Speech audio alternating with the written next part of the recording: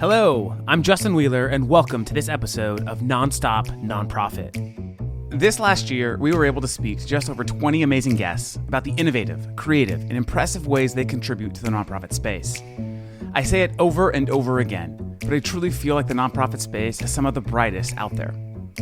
With that in mind, I'd also like to shout out our most listened to episode of Nonstop Nonprofit with Beth Cantor and Allison Fine. Together, they recently co-authored The Smart Nonprofit, Staying Human-Centered in an Automated World. If you happen to miss this episode, be sure to listen to that one.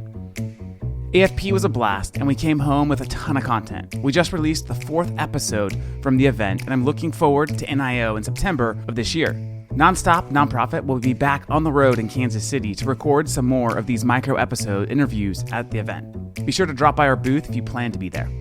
As we transition to next season of Nonstop Nonprofit, I'd like to take a moment and reshare some of my favorite segments from 2021. Whether you are new to the podcast or an early fan, I hope you enjoy these bite-sized chunks from last year. Let's dive in.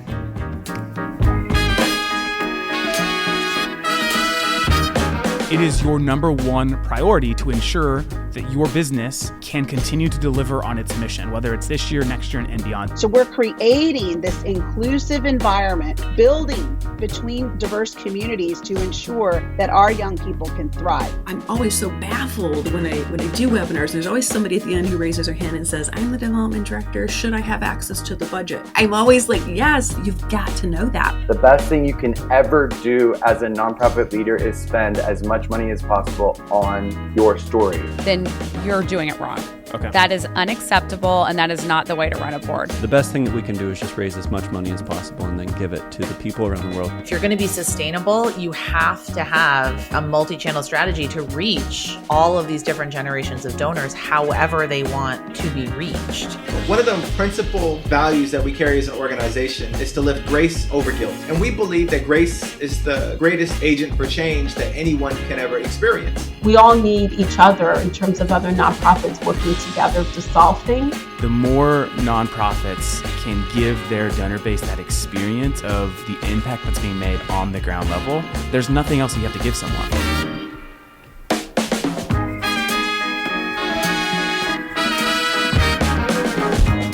This is Nonstop Nonprofit.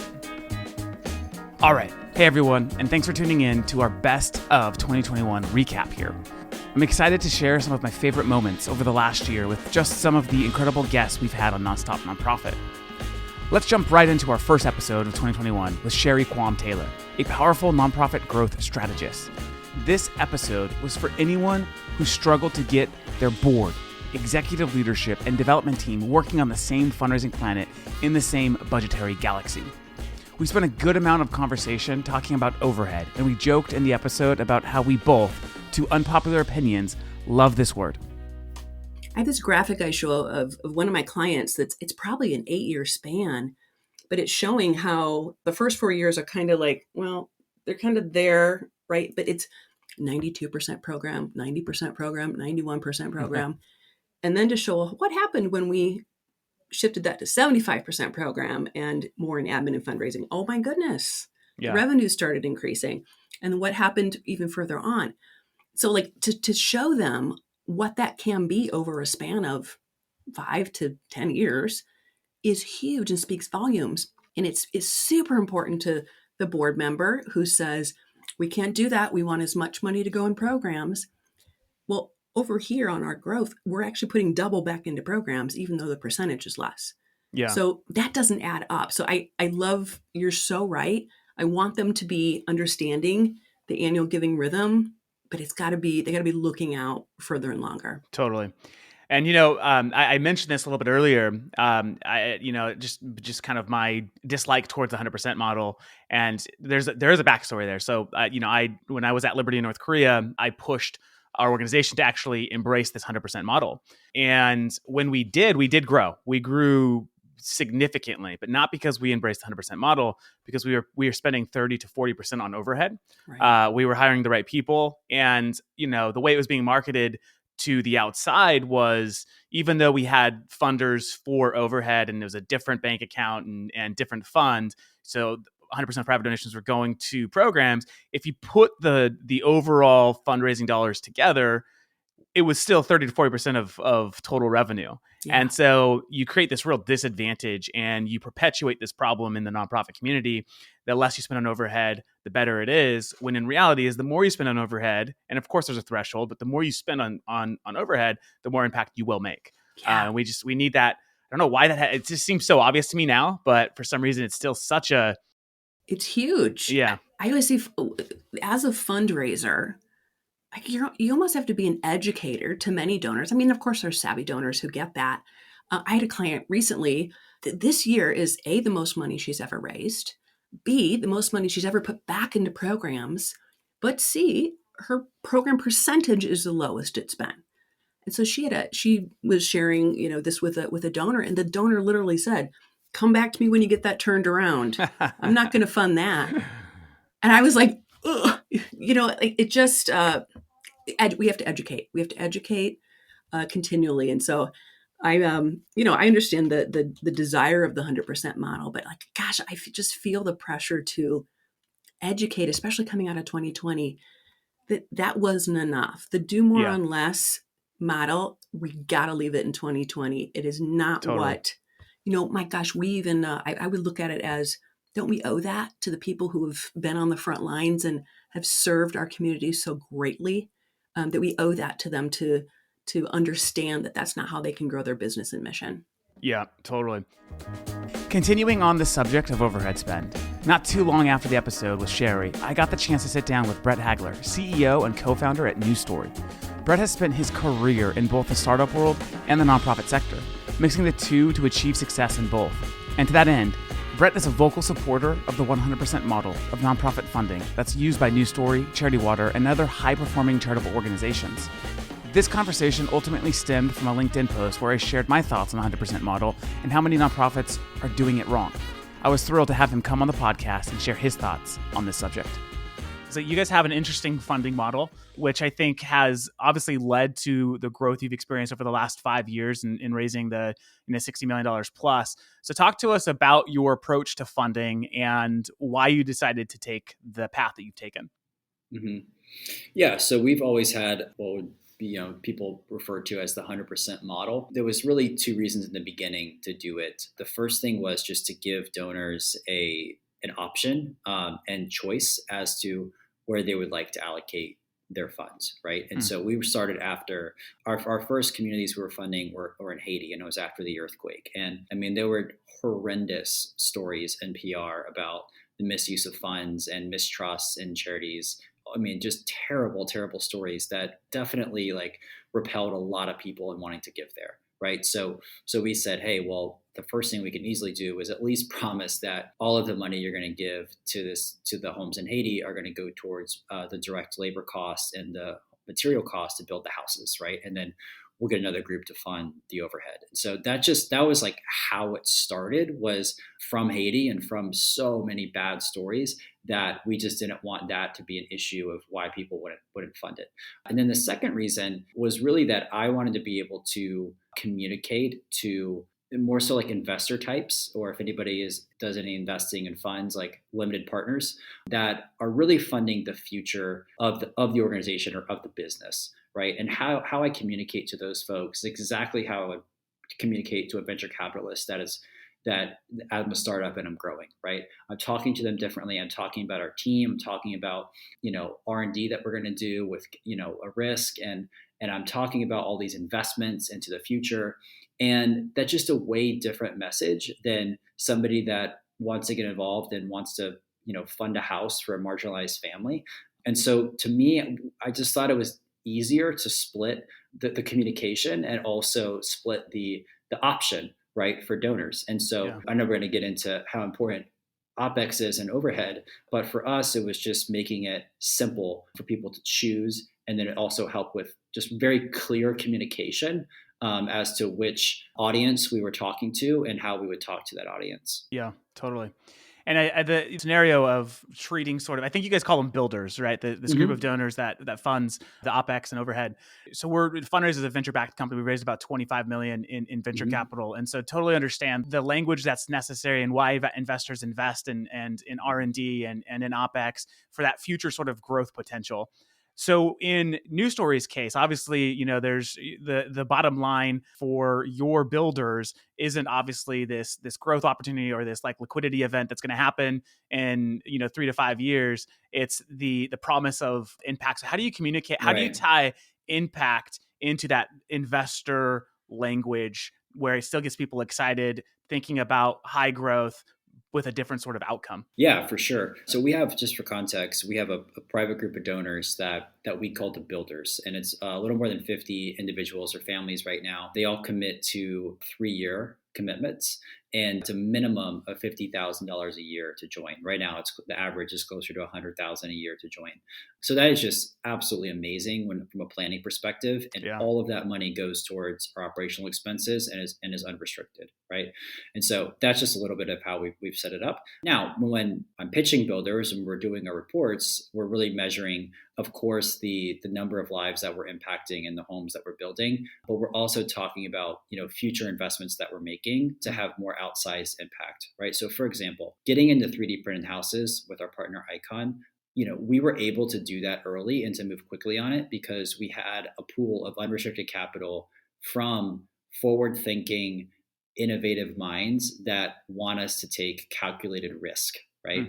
That's way different than, my mom's friend that is going to give $1,000 and she just wants to help another mom get into a house, right? Yeah.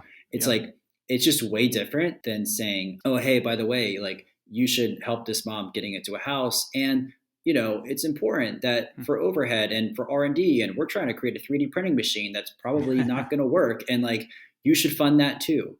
And so we split it out, and the builders, which funds all our overhead and operational expenses in our R&D, they're seeing both the short-term benefits, which is the number of families we get to impact, and we're talking about our investments that we're making for the future. So some years, for example, if we're building a new software product that is going to have to do with repayments for the families that move into our homes, and we want to track the loans, and we want them to actually just do repayments through software in a system that we've built, right? Well, I can go out and communicate to them and say, hey, well, in 2021, it's going to freaking cost $500,000 to bring on 3 or 4 engineers to build this. And so our ratio, or whatever you want to look at, may be skewed this year, but should I not invest into these software engineers for building a system for years to come because it's going to mess up the ratio? Like that just doesn't make sense, because you're investing for the future, right? You're saying, if we get this done, then we believe that,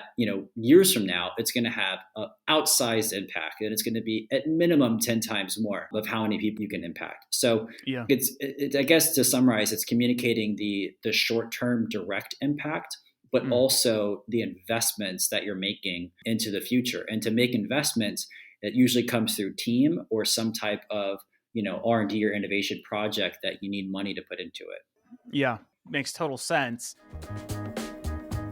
This next segment from Karen Hopper, formerly a senior data strategist with M&R Benchmarks. If you've seen M&R reports, campaigns, and content, and you have, even if you don't know it, you know that we're talking cream of the communication crop, and getting Karen on the show was a treat. The last couple of years really showed us that between doing something and doing nothing, well, doing something always wins. Heading into the pandemic was terrifying, but Fundraise saw 250% growth across our customer base, and it was due to nonprofits stepping out of their comfort zone and into the virtual unknown. Here, Karen gives us an insightful approach to a metric that is oh so important to us: revenue per visitor. Something in your research you talk about quite a bit is revenue per visitor. And I think a lot of the nonprofits I talk to, they may not be familiar with that term. Can you help define that term? Because the next several questions, I'd love to dig into that a little bit more. Yeah, so revenue per visitor is a metric that we track for just the overall success of, a donation form, an email blast, whatever it might be, or you're taking the total number of people who were exposed to the content, whether that be your whole website, a donation form, or sent an email, versus how much that activity generated. So for a donation form over a period of time, maybe you got 2,000 visitors to your donation form and you raised $20,000. And so then your revenue per visitor would then be calculated by the number of people who saw it over the amount of money. Yeah. Is there like an industry standard, like a benchmark that you would say is a good baseline for organizations, or is that entirely dependent sort of on volume and types of appeals and so forth? Or is there a baseline metric that is a good starting point?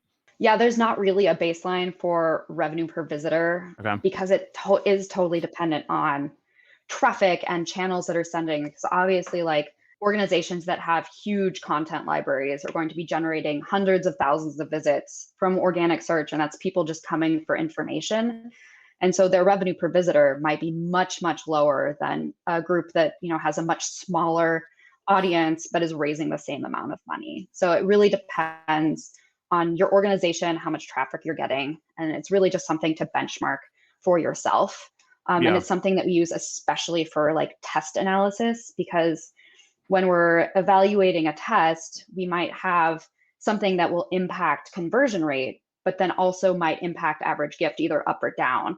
And so in order to really determine if that test was successful, we say like, what was the overall revenue per visitor? And did that, dip in conversion rate get overtaken with an increase in average gift, or vice versa, where like we have a higher conversion rate and a lower average gift, but overall, because we had more people donating, the overall amount of money we raised this period of time is higher. That makes sense. And so if the ultimate goal here is obviously as much, revenue as possible, which lever would you focus on pulling? Is it the average gift size, or is it the conversion rate? Like which one, or is you have to do both in parallel? So I know this is audio only and you couldn't see the face I made when you mentioned average gift.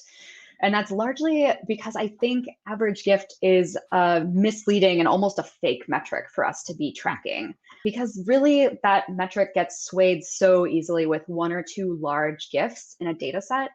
And if you're looking at performance campaign over campaign and you have like, one $5,000 gift in one and not in the other, your campaign overall performance, if you're just looking at average gift, might look that second campaign is a failure. And in fact, like your average gift might be just fine. So I really like looking at instead like the mode, like the most common gifts, like are people selecting, the lowest amount in your ask string, the middle amount, like what is the actual most commonly given amount?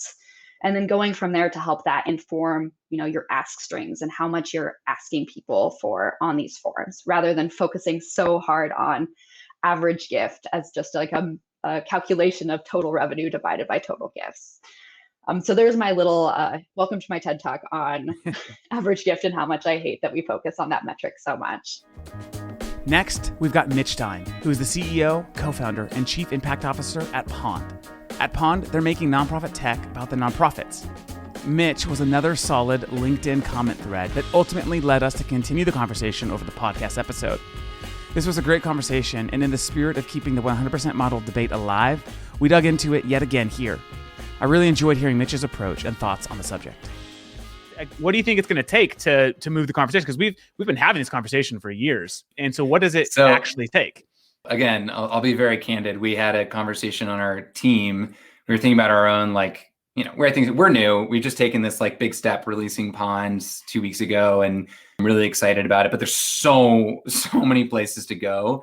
And one idea we had was okay, Charity Water was incredible at activating people with really amazing marketing, feeling like they were having the ultimate impact and difference, like what you're talking about, the 100% model. So I don't want this to come across as disparaging of Charity Water whatsoever, because they've obviously done an amazing job and amazing work. But our thought was what if we could, from a marketing perspective, try to be the anti-Charity Water? What if we made tech investment the sexy thing you could do for a nonprofit? What if you could we get individual donors, as you said, they're a reflection of the same thing. I was using foundations as an example, but you're totally right. It's a reflection of the same system, because by the way, it's their surplus. It's their personal, what they took away from their job. And so it's the same mindset of okay, yeah, I'll part with this money, but I have an expectation about, it's not really charity, even though I got a tax write-off for it. I still have an expectation of control and power in that dynamic. Yeah. I don't know. Could there be a marketing push that's tools are sexy for a nonprofit? If they are, you want them, you should start asking why aren't you spending more on your tech as a donor? And if we can't do that within the current construct, because you can't get away from your annual Charity Navigator rating, and it doesn't matter if one donor thinks that way, you need everybody at once. Okay, what about, could you put money in their pond account and it's separate from the normal budget? I don't know. We're like, this is total brainstorming, but it just feels like we need to do something outside of the system. Yeah. Like the current, you can't really get away from it in the current system because they're so tied to that year in number every year, regardless of like if one funder is down with like the way things actually need to be. Totally.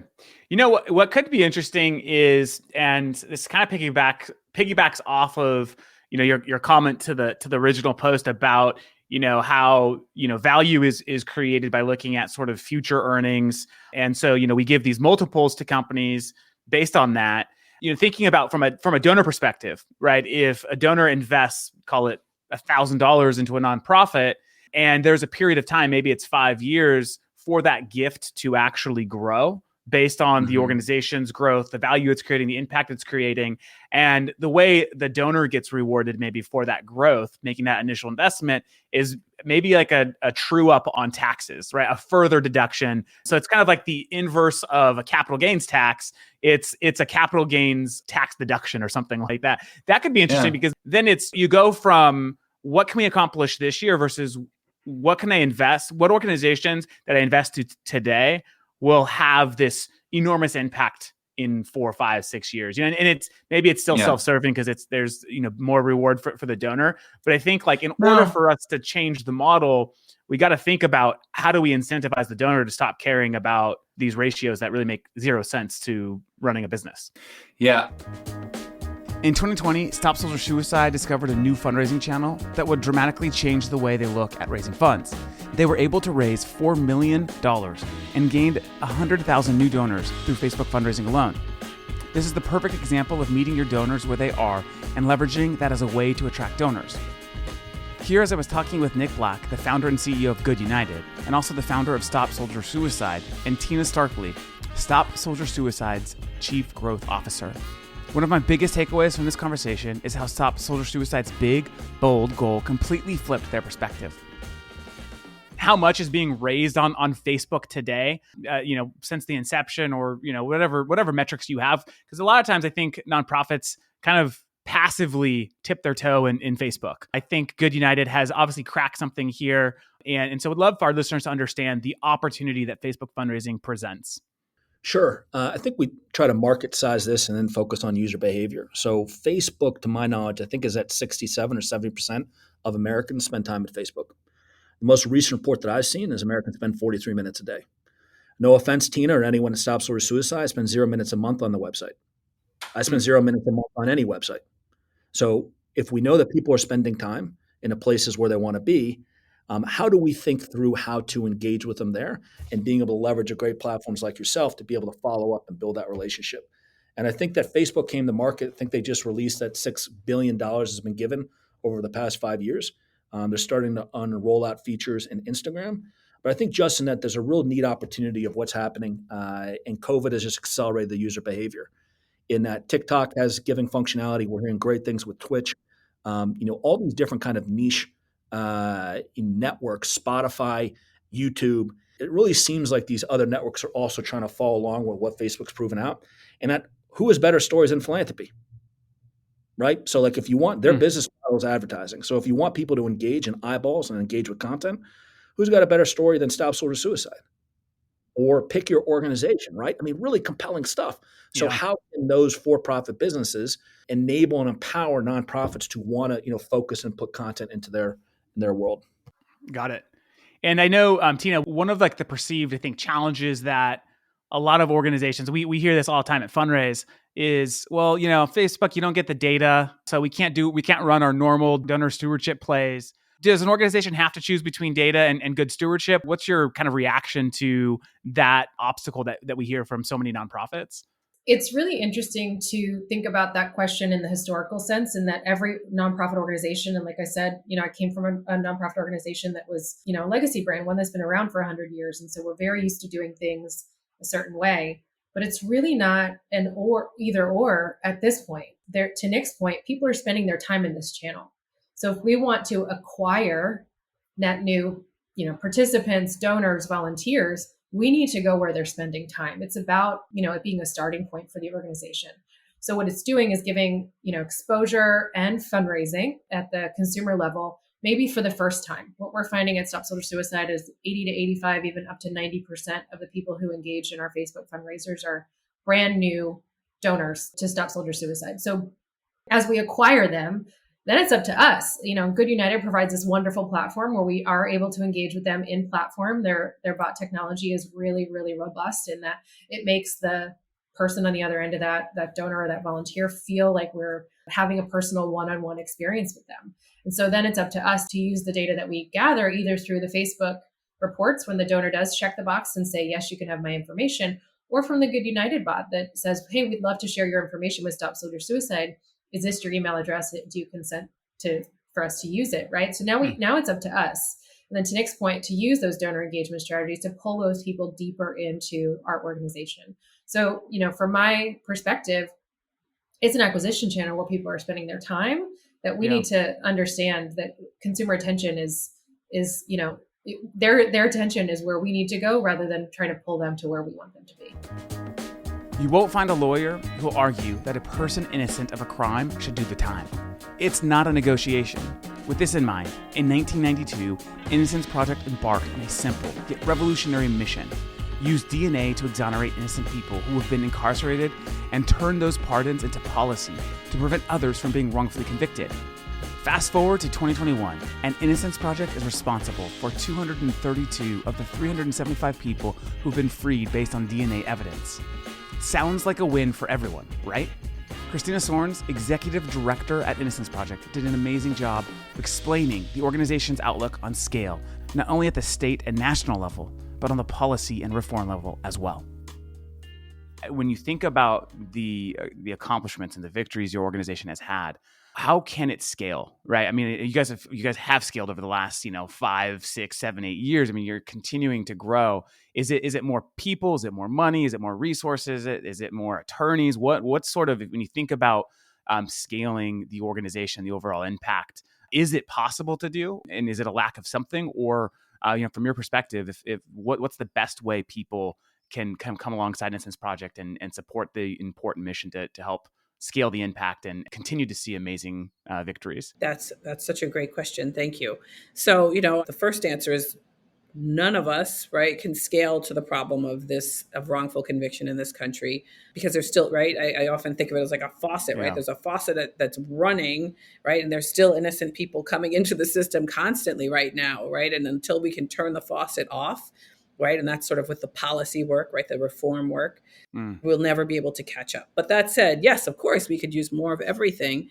But the ways that we try to deal with the scale problem is through various ways. First, we're the headquarters of a nationwide network of innocence organizations that are working together to address this problem. We are the National Innocence Project, but there are innocence projects in states throughout the country who are doing this work right with us.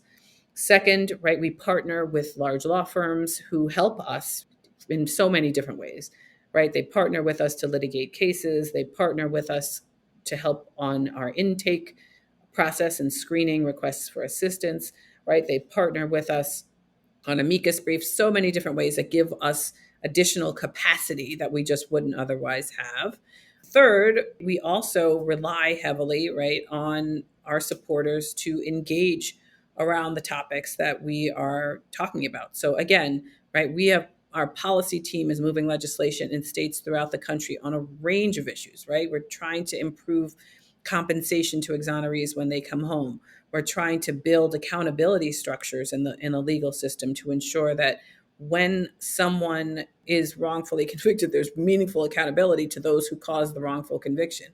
We are trying to address we're still trying to address, right, eyewitness identification procedures and laws. There's so many ways that we're moving reforms. And so having, our supporters join and express their support for that legislation, so people in Nebraska should be supporting the legislation we're moving in Nebraska. People in New York should be supporting the legislation we're moving in New York.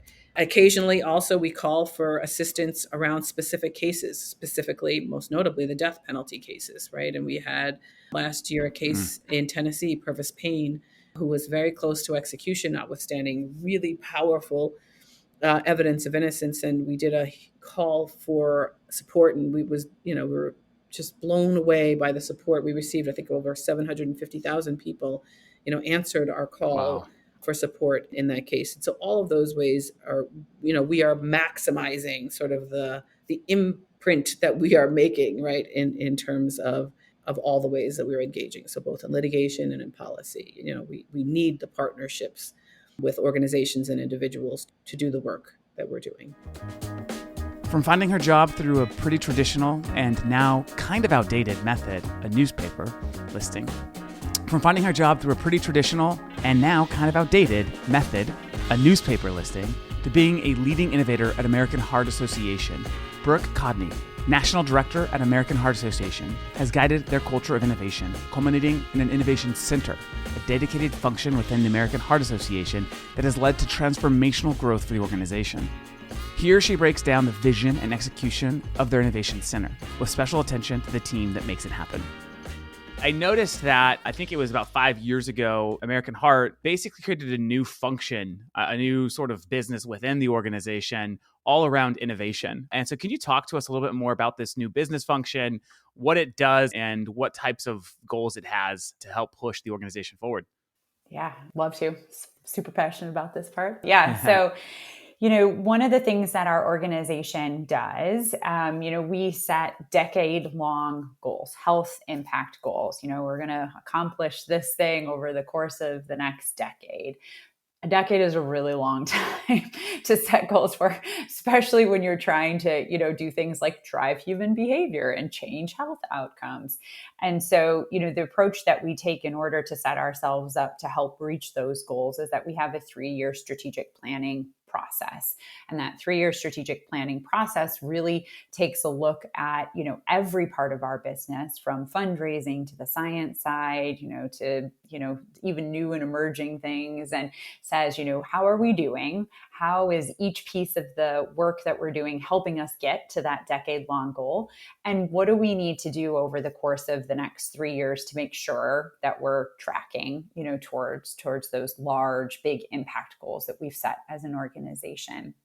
So if you roll the clock back a couple of strategic planning cycles ago, we realized as an organization that from a revenue generation perspective, we were not set up to reach the goals that we needed to from a revenue perspective to fund the work that we do that helps drive, the research and the programming and everything we need to really make those health impact goals.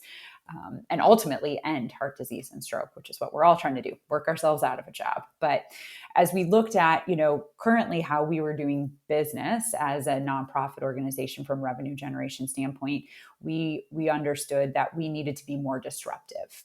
We don't want to get rid of the things that we're doing that are working so well for us, like our Heart Walk program, which was, the top peer-to-peer fundraising program this past year, and some of our other long-standing programs, like, our youth markets programs. But at the same time, we knew we needed to push ourselves, and that in order to continue to do what we were doing and hold on to those things that work really well for us as an organization and innovate, we couldn't ask the people who are driving what was going really well to also think about innovation, because we all know how that works. Yep. You focus on the things you know how to do and you feel really comfortable doing and continue to be successful. And the other stuff that can sometimes be hard, challenging, kind of gets pushed down to the list. And so as part of that strategic planning process, they carved out this innovation team, very small team. For a little bit, it was just me, but carved out this innovation function within the organization, specifically focused on the fundraising, volunteer engagement, that sort of engine of driving the revenue within the organization. And so, goals you asked about, those have certainly evolved over time. But if you look at what has remained the same, is that we've always said this innovation function needs to do two things. really look at what we're doing now, those core special events, those core fundraising programs, and find ways within their structure to continue to innovate within program. So, bringing new technology in, a new focus here or there, not completely changing the program, but allowing it to continue to grow and, but still stay sort of true to itself. And then the second part of the role and this function of innovation within our organization is to be paying attention to what's happening outside the American Heart Association bubble, right? So what are the trends both within the nonprofit space, but within the world? Like, what's happening? How are people connecting? How are people engaging? What are the new technology platforms?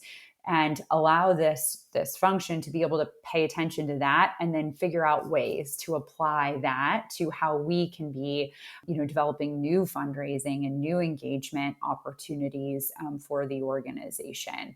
So it's sort of a dual role. And there's certainly points in time where there's more focus put on how do we evolve our current programs. And then there's other times where the focus is more really on how do we develop that new next program that the organization needs. I wonder too if jumping into this exercise of looking at new opportunities for engaging individuals and new ways to raise revenue and ways to optimize kind of existing channels, my bet would be, and perhaps I'm wrong, is that as you kind of went through this evaluation, you also realized that your donor demographic was an older demographic. And in order to, with the goals that you have, to cure heart disease and whatnot, like it might outlive the age of your, your key donor demographic in terms of the work that needs to be done. And so how much of the focus around your innovation has been to also look at acquiring this new demographic of donors, millennials and so forth, to be a part of the new type of donors and supporters? How much of your focus is on that side of innovating as well? It's a great question. Incredibly important. Again, as part of that strategic planning process, we really look at who is the AHA donor today. And, we've always been relatively diversified, meaning programs, Go Red for Women, focused on women, Heartball, certainly focused on a different demographic than what is now Heart Challenge, but what was, just Heart Walk for a while, which is very corporate, but you are right. We tended to our very, and still today, but things are changing, but our very core demographic is a woman between the ages of about 40 and 55, right? Like that's really still the sweet spot. And we age up on some programs and we age down on some programs like our youth market. But we did identify, this gap that we had as an organization. When I first started in this role 5-6 years ago, it was as how do we really engage millennials more deeply? And that's still certainly a focus for us. But as the millennials' lifestyles have, changed over the past 5 years, I would say that we've even doubled down on how do we engage Gen Z or Zoomers, depending on who you're talking to for how I want to call this group. But yeah, we approach innovation from, sort of a design thinking approach. And so we really look at, what are we solving for? Not, what's the solution, but what are we really trying to solve for as an organization? And the engagement of, sort of younger audiences has certainly been an area of focus for us, especially understanding how differently Gen Z or Zoomers want to interact with charity and just with the world in general, even from millennials, let alone boomers, right? There's really vast differences in how, to best approach these audiences and engage them that we have, over the past couple of years, really put a significant focus on developing our programs, to really meet that key important audience. Deborah Barge's track record of working with nonprofits that have a deep history of donor engagement, like March of Dimes and Muscular Dystrophy Association, has given her insight into not just ways to cultivate donors, but also how to fast-track changes internally to achieve maximum buy-in. And that's not all Deb came to talk about. One of the things that brought Deb to Big Brothers Big Sisters of America and step in as the Chief Development Officer was the pedal to the metal way justice, equity, and inclusion are fused in everything that they do, from the CEO on down to the youth they mentor, and how they've shifted gears thanks to COVID. You recently became the Chief Development Officer of one of, I'd say, America's, favorite charities, Big Brothers Big Sisters of America. Tell us about your new role as the CDO and what you're hoping to accomplish in the position. Oh, thank you. It is the most fascinating organization to look historically at, and yet just as relevant from its founding over 100 years ago as it is today as a mission. The organization, Big Brothers Big Sisters, is focused on one-to-one relationships, mentorship. Every young person deserves a mentor in their corner, someone's championing for their success. And what I love about this organization is while we are well known across the nation, our work today couldn't be more relevant as youth. 1 in 3 youth are missing that active role model mentor in their lives today. And we think about the last year and a half, and we talk a lot about what the loss of education has meant, but 20% of our youth have lost their mentor over this time. They've lost that person who's on their side that's not a parent or guardian, really supporting their success and being a champion for them, irregardless of situation. What I love about Big Brothers Big Sisters, and part of my choice was to be, as a woman of color, in an organization that speaks to the community in which I am from and of. And I think it's really important that this organization thrive today for our youth of tomorrow. It is where we are. What is exciting is I think people are realizing the investment in our youth is crucial, and the investment in mentorship is crucial. And as an individual, even for you as a person and me as a person, to talk about, I'm where I am today because of the people who stood along and were models for me, where I could see myself in another. I was supported by someone outside of my parent or guardian. You can do this. You could achieve more. You should try for those coaches and those mentors in our lives at key phases of life, not just at age 12, but at age 19 as well, when I'm trying to decide what's after high school. Those mentors are crucial, and it's part of what's got me so excited about this work. It is time to come around the youth of today and ensure that not only do they have the opportunity to have that mentor, but that our workplaces are ready for them when they join, that they're able to see each other and those like them in places of leadership, and that the youth voice is honored. Look at what our youth did last year. Look at what our younger generations led in social justice. And with an organization that serves over 70% BIPOC youth, we are listening to that voice every day. And what we are doing is creating allyship across young people and their mentors who are not 70% BIPOC, candidly. So we're creating this inclusive environment, building between diverse communities to ensure that our young people can thrive. So we look at it as how we were founded, and what we do today, and we call it Jedi. We were born out of the justice system to build equity and inclusion through these diverse communities mounted on mentorship. And it's working. It works today, and it worked 100 years ago. And it's what I think is going to help us move forward as a nation in a meaningful way. Wow. That's, to think about, it's so much there. And, one of the things that stood out when you referenced it, I was going to ask a little bit about Jedi, because I was looking into that, and it seems to be not as much about the culture today, as you said, during its founding, which really, makes, Big Brothers Big Sisters of America incredibly relevant, especially for the time we're living in, when corporations and individuals, are really examining how do we become more inclusive, how do we get better at these and very important topics today. And in many ways, Big Brothers Big Sisters is an example of how that can be done, really from the top down. And so, I know you've only been there for a couple months, but is this Jedi concept, is it something that it's a core value where every employee understands the importance, and it's what we really, it's become a mandate of the organization. That's what it seems like from the outside, reading it more about it. But from your experience on the inside, is that how it is as well? It's that and more. It's embedded and infused in every one of our programs. So you don't have a program like our workplace mentoring program that doesn't have Jedi infused in it. You don't have our Big Futures program that's really focused on growing services for those up to age 25, because guess what? We're not done developing just because we graduated from high school. We still need those mentors. It is in our programs that serve little girls and what they want to be as they age. So it is embedded in every program. It's embedded in us as a workforce. It's a curriculum of training that we share with our bigs to make sure that they're bringing that to our littles. And then in our entire network, all the staff are participating in. It is who we are. It's less of a check the box. It's authentically who we've been and who we continue to be. And we make sure that it is what we live and breathe every day. Confidence is a tricky thing. It's simple to say, to talk about, and to identify. But confidence is difficult to reach, and it's even harder to hold on to. For my next clip, I'm talking with Mallory Erickson, a fundraiser turned executive coach whose confidence unlocked an almost 4x increase in her nonprofit's revenue. She says it so well. When the value your nonprofit offers aligns with a funder, the dynamics of your conversation are fundamentally shifted.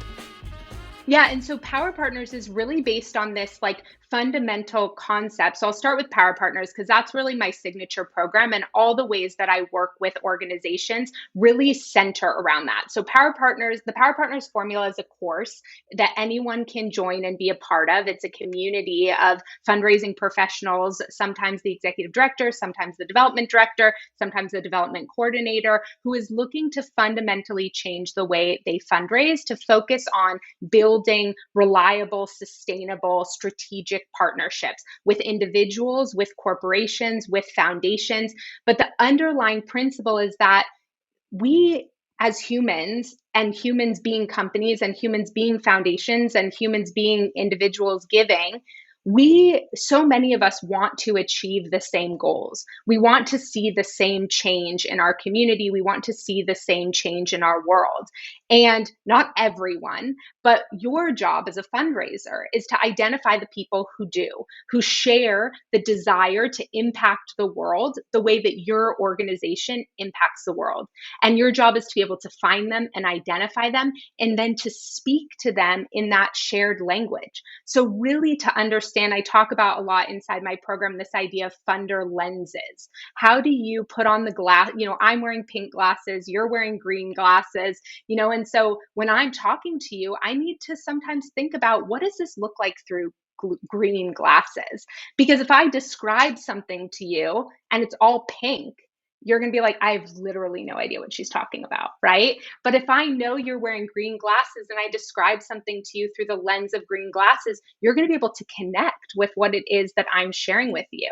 And it doesn't mean you're sharing something fundamentally differently. Like, these principles sort of go back to design thinking concepts around empathy, right? Like, we all experience the world in different ways. And it's our job as fundraisers to find the people where that alignment is really there, and then be able to translate that alignment to the lenses that different funders are wearing.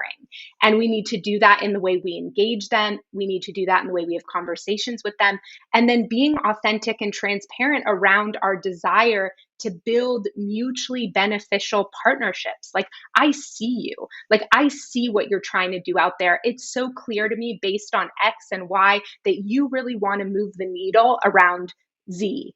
Over here at our organization, we are fiercely committed to the same thing. I wonder if there's an opportunity for us to come together and be able to blank, blank, blank. Like, that is so different than like, hey, come to our gala because we're like in your local community, and buy a table for your friends because you should. Right.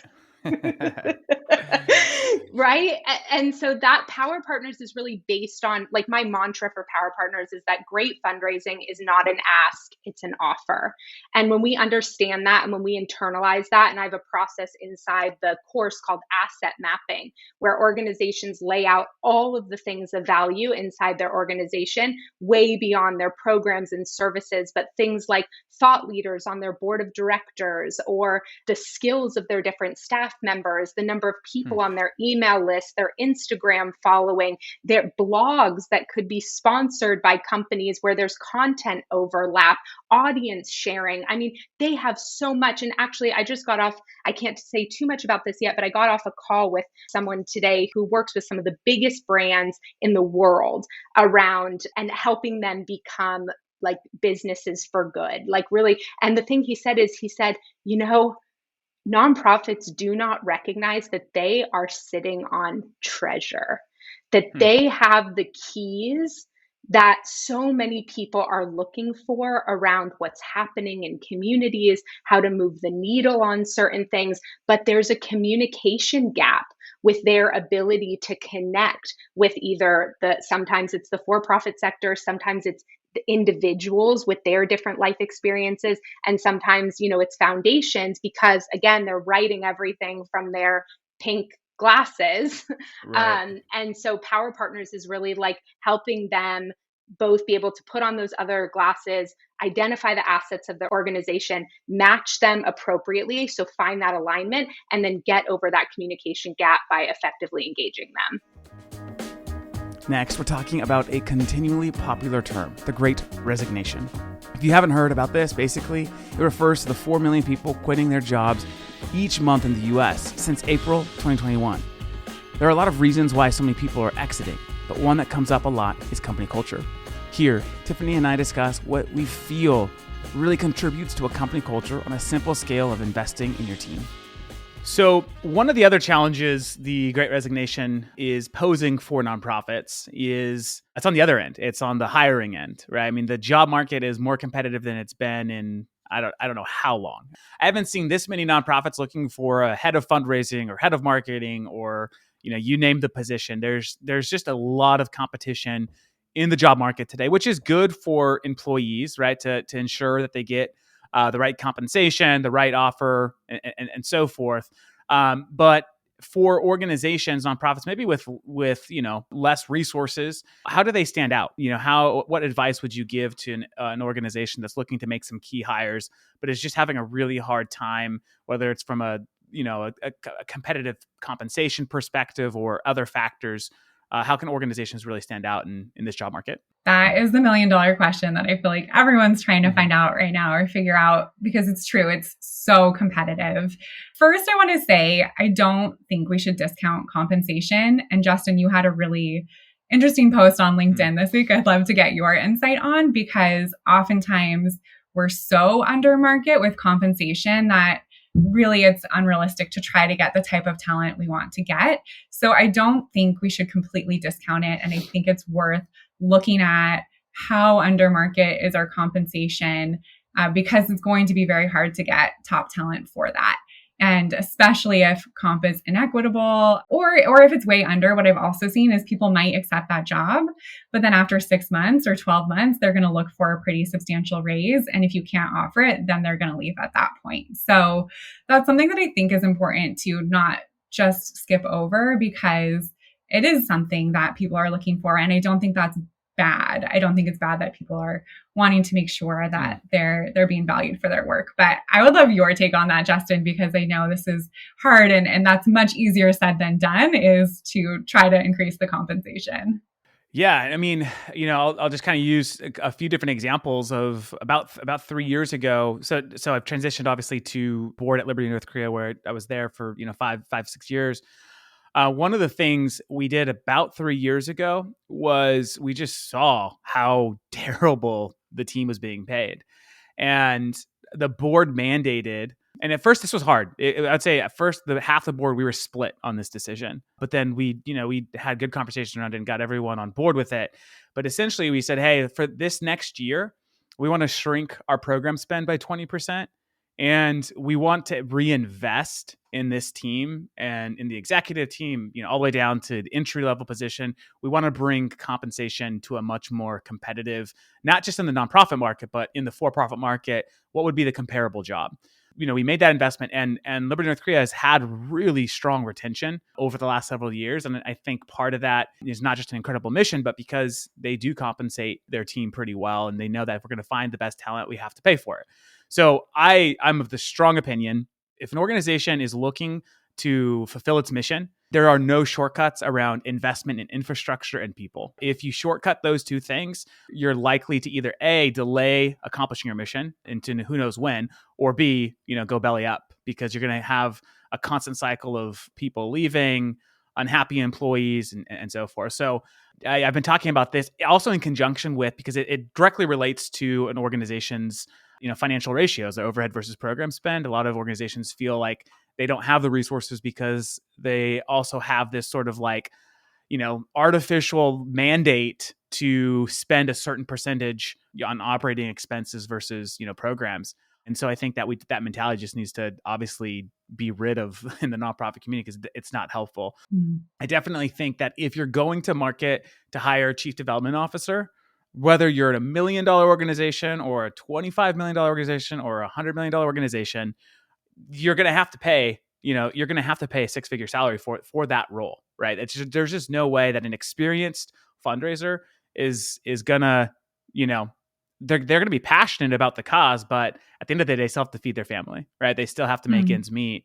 And I think that the more an individual, and again, this is true whether you're in for-profit or nonprofit, if an individual, is able to meet their own needs, they're going to be a much more productive and happy employee anyways. So that's my feeling is like, if you're trying to find an all-star, like don't expect, a half-assed compensation to get you that all-star. You're not going to get it. Yeah. So yeah, I kind of rambled there, but that's my take on sort of how compensation aligns with talent, specifically in the nonprofit space. Absolutely. And I know it's an uphill battle because you're fighting against the perception of how low overhead should be, whether that's your donors or your board. But there is a real case to be made that if you bring in an all-star for that chief development officer role, they are going to be able to, like, the ROI is going to be so much higher. They're going to be able to bring in so much more money. And so it really is an investment. And I don't think that we often look in nonprofits, we don't look at our people as investments. And that's really short-sighted because if you get some real talented people in, they're going to be able to drive results so much better and get you to where you want to be, instead of kind of bringing in people who are more like your C players who are going to like do the role, but aren't going to like drive it forward, drive the mission forward, drive the fundraising efforts forward. So investing in your people, you really can never go wrong. And I think if you're trying to make that case, you can look at some of the stats around like, what is it going to cost us if we don't bring in someone incredible for this role? Like, what's the downside there? And what is the cost of turnover, right? It costs up to 70% to fill a position, 70% of a person's annual salary, which is amazing. But if you think about it, like the months that the role is open, like the hours you spend recruiting and interviewing, the hours you spend training, the institutional knowledge that leaves. And so, if we're able to take a longer term approach to be like investing more into comp and benefits, gets us those A players, but also helps us retain them, it's going to have exponential ROI and really save costs in the long run. So that's like, I know we talked for a while about that, but I do want to just kind of I wanted to make sure we hit on that because I think it's really important. For our last clip here, I want to highlight episode 50 with Nathan Hill, the VP of Marketing at Next After. Now, for some context, his episode was focused around end-of-year giving, and he told me something that just blew my mind. He said, it's amazing how many nonprofits opt out of communications during the giving season. Nathan isn't talking about being skimpy with the outreach. He's talking about zero communications. During a month, typically brings in a third of the year's giving. Nonprofits, how can this be happening? Well, here's a piece from our conversation that addresses this. I was actually had a speaking gig at an event a few weeks ago, and the topic of the whole like virtual event was about innovation and how do we inject innovation into like nonprofit fundraising and giving, and then at the same time we were talking about year end specifically based on a research report we put together analyzing like multi-channel fundraising efforts during the 2020 season. And what we found through that was like, yeah, I know we want to talk about innovation and how we do all these cool things, but what we've really found is like, I mean, texting is not that innovative and calling your donors is not that innovative, but no one's even doing those things. Like out of 119 organizations that we analyzed, the entirety of the 2020 year-end fundraising season, I think we got no text messages and we got one phone call out of 119 nonprofits. So like there's like this basic like multi-channel fundraising type of approach that we talk about and we don't do. And then the really basic blocking and tackling of like, we should connect with our postal donors and we should connect with our online donors and maybe use some of those channels like interchangeably to connect with someone holistically. Like oftentimes we just don't do a lot of those basic things. So then to think about, how do you inject innovation into that? Like that's way down the road if you're not even doing like the basic stuff. So that ultimately, if there's one thing that I would encourage anyone to focus on, and this sounds way too simple, but the data is striking. Like, number one, just show up, because it's amazing how many nonprofits are completely opting out of communication during the most critical giving season of the year with people who have donated to them this year. So maybe there's an intentionality around like, well, they gave to us this year, and so maybe we shouldn't go ask them again. But in this research study specifically, we had given to them like 6 or 7 months before, and now they're choosing not to communicate with us during such a critical season. And you know what? Everyone else is going to be communicating with me, trying to get my some portion of my wallet. But I've expressed interest in you and that I care about this cause. So why wouldn't you show up? So that's point number one, is just be there and connect with your donors, even if it's not like a fully baked comprehensive strategy. Like, just send something and be there and be present. But then beyond that, I'd also encourage fundraisers and marketers and nonprofits to do something besides just ask for money. It's really easy in the season to, we put together your direct mail appeal, put together like a single email appeal, send these things out, hope for the best, and then kind of move on. But one thing that we find very consistently, both in the year-end season and throughout the year, is just the impact that little bits of cultivation have. And that's really where, I think the marketing side of things often comes into play, and where these, maybe fundraising and marketing don't communicate nearly enough, because marketing often has the content that might cultivate someone really well, but fundraising may not have access to that. But if you can kind of marry those two things, both the appeal side of it and the cultivating content, you can actually see, if you invest in cultivation on an ongoing basis, we tend to see big increases in revenue just because someone is able to stay more connected to the cause and the ultimate outcomes of their giving. That's good. Yeah, I was just gonna share, add on to that. A lot of times too, what happens when you have strong cultivation, it does prime the donor just to give when they're ready to give, right? So like, it might even be shortly after the initial kind of cultivation, tactic that took place, whatever that strategy might be. I've seen it time and time again in my fundraising. It's donors know that it's their job to give. They know that, they get that. Like, that's why they're talking to an organization, right? So not again, like, not that like every donor should never have a direct ask. Of course we need to do that. But there's also opportunities when you cultivate a donor in such a great way that they're going to give their best gift without you being so direct. Again, it doesn't happen all the time, or it's not something I would say that should be your entire fundraising strategy. But cultivation does have that sort of nice low hanging fruit for the donors that are serious.